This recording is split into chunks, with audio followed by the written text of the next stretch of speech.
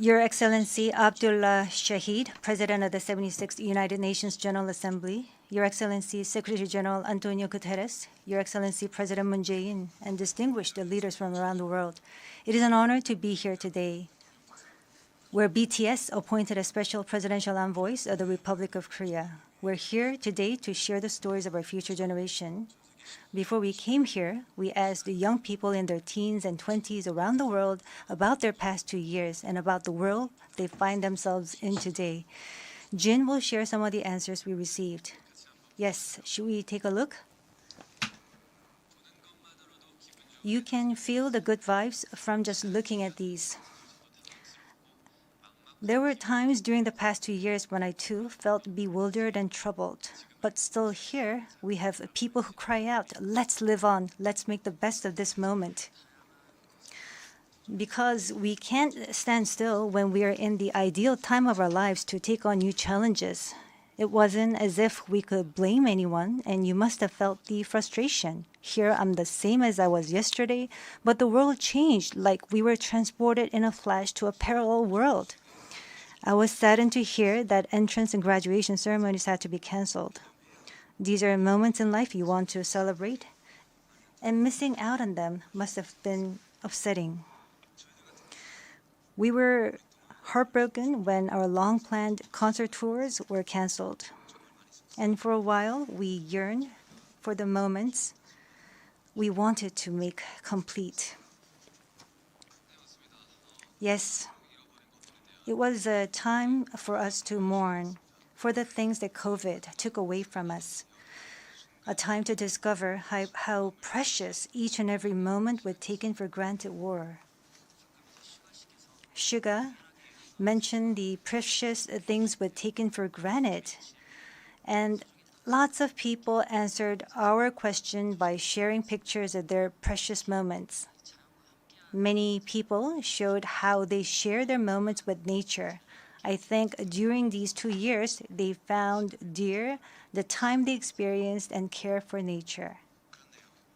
Yes, but maybe because we feel an encroaching sense of dread that our time on this earth is limited, we just talked about the things we mourn, and I shudder to think about mourning for the earth.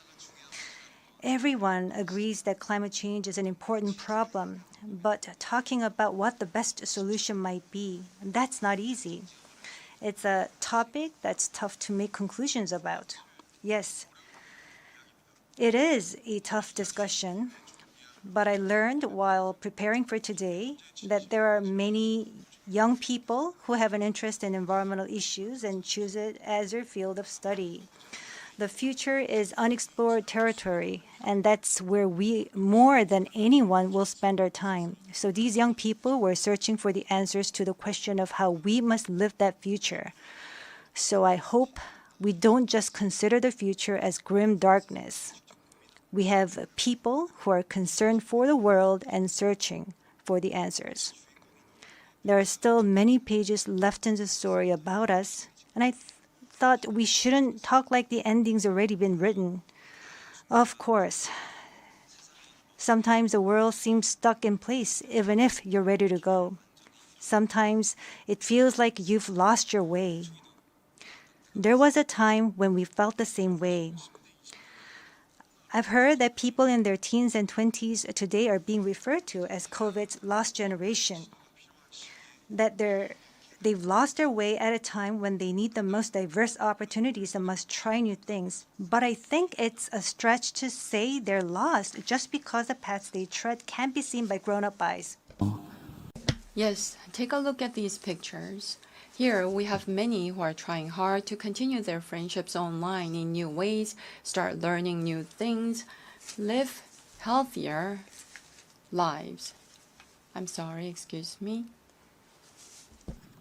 네, 새롭게 공부를 시작하고 더 Yes, these kids are trying to learn new things and trying to figure new things out.